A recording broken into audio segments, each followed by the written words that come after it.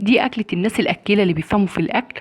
احلى اكله تاكليها هي اكله الكوارع. احنا ما بنعملهاش كتير، مره في السنه او مرتين. زي ما حضراتكم شايفين كده، انت بتجيب الكوارع، بيبقى الجزار مقطعها ومنضفها وشايل الضوافر وكل حاجه منها.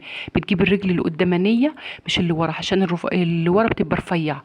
ميه مغليه وحطي فيها الرجل. لو لقيتي في الكوارع شعر ولا حاجه، شعوطيها على النار، ايد البوتاجاز وشعوطيها على النار، ومش هتلاقي فيها اي حاجه. هي بتبقى نظيفه ومش هنتفه. انت بتجيبها تغسليها بملح وليمون زي ما بنغسل اللحمه، وتغسليها وبعد كده تحطيها تغيب تغلي ساعة، وعلى هادي، على نار هادية. أول ما تغلي وطي عليها على نار هادية، وما تحطش معاها أي حاجة خالص. وبعد كده تنشيلها من المية وتغسلي الحلة حلو، وتسخني الحلة تاني وتحطي فيها شوية زيت، وتحطي الكوارع تتشوح فيها، أو حتة سمنة بلدي أو حتة زبدة، زي ما بنعمل بطريقة اللحمة.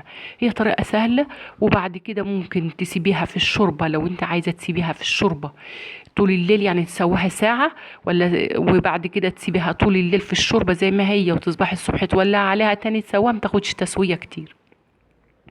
معانا ورق لورا وبصل وتوم وحبهان وعود قرفة وشوية فلفل اسود، ولو في جزرتين تحطهم معاها، لو طماطمية تحطها معاها، زي ما انت عايزة. الطبخ ده مزاج، زي ما انت عايزة بتطبخي. ممكن تعملي الأكلة اللي ياكلها يشكرك، وممكن تعملي الأكلة اللي ياكلها يقرف من الأكلة دي طول العمر ما يرضاش ياكلها تاني. انت بتعملي الأكلة تخلي طعم الأكل حلو، وتخدمي الأكلة علشان يبقى طعمها حلو.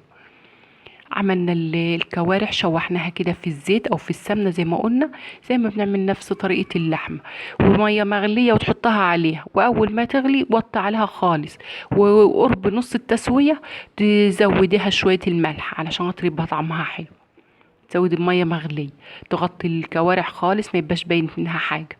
وبعد كده بتجيبيها، عايزه تعمليها في صينيه بعد ما تستوي، شويه بصل وطماطم وفلفل، وتعمليها بشويه صلصه براحتك. عايزه تعمليها تاخديها وتحمريها بشويه سمنه بلدي براحتك. عايزه تعمليها في الفرن علشان خاطر بتبقى تطرقع كتير بتملى الدنيا زيت او سمنه، حطيها في الفرن وادهنيها صلصة، او سيبها كده تاخد وش. ولعي الفرن من فوق ومن تحت تاخد وش، يبقى طعمها حلو وريحتها حلو.